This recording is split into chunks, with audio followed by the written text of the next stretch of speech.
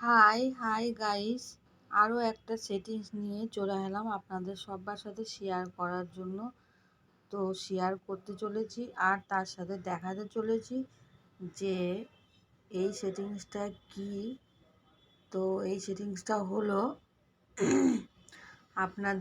আপনারা যে রিলস তৈরি করেন ভিডিওতে, কিংবা আপনারা কি আমিও তৈরি করি। তো আমি একটা রিলস তৈরি করেছিলাম, কালকে তৈরি করে লোড করেছিলাম, আপলোড করেছিলাম ফেসবুকে। তো সেটাতে আমার কপিরাইট এসে গেছে।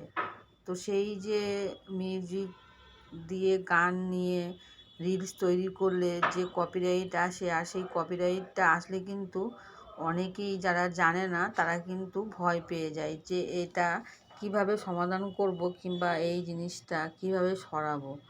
আর ওটা না সরালে আমাদের কিন্তু মনিটাইজেশনের যে আমরা টাকাটা ইনকাম করতে পারবো সেটা কিন্তু পারবো না, যদি আমরা ওইটা সমাধান না করি। তো আজকে ওটাই আমি সমাধান করতে চলেছি, যেটা গান নিয়ে আমরা মিউজিক নিয়ে কোনো রিলস বানালে সেই যে কপিরাইট আসে সেই ভিডিওটাতে, আর সেইটা আমরা কপিরাইট আসলে ভয় পেয়ে যাই। তো আমি বলবো ভয় পাবেন না বন্ধুরা, আজকের ভিডিওটা দেখার পরে আপনাদের আর কারো ভিডিও দেখা লাগবে না।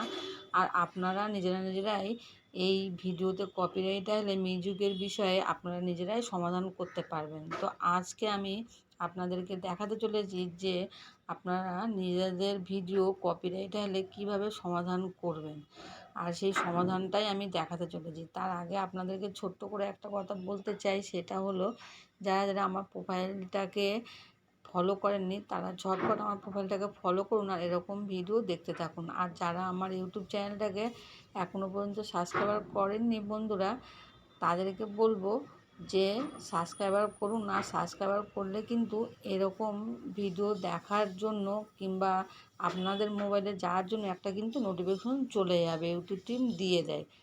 তো চলুন কথা না বাড়িয়ে আপনাদের ভিডিওটা দেখানো যাক যে কোন ভিডিওতে আমার কপিরাইট এসছে আর আমি কিভাবে সমাধান করব, সেটাই আপনাদেরকে আজকে আমি দেখাতে চলেছি। তা চলুন, আমি প্রথমত যাচ্ছি, নিচের দিকে যাবেন, এই যে ড্যাশবোর্ডের এখানে এসে তারপরে একদম নিচের দিকে চলে আসবেন। আসলে পরে এখানে একটা টুলস দেখতে পারবেন, এই যে দেখুন টুলস লেখা রয়েছে।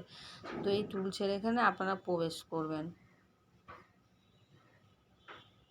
তো আমি টুলসের এখানে প্রবেশ করে অলরেডি চলে এসেছি। চলে এসে তারপরে আপনারা দেখতে পাচ্ছেন এখানে এই যে সেটিংসটা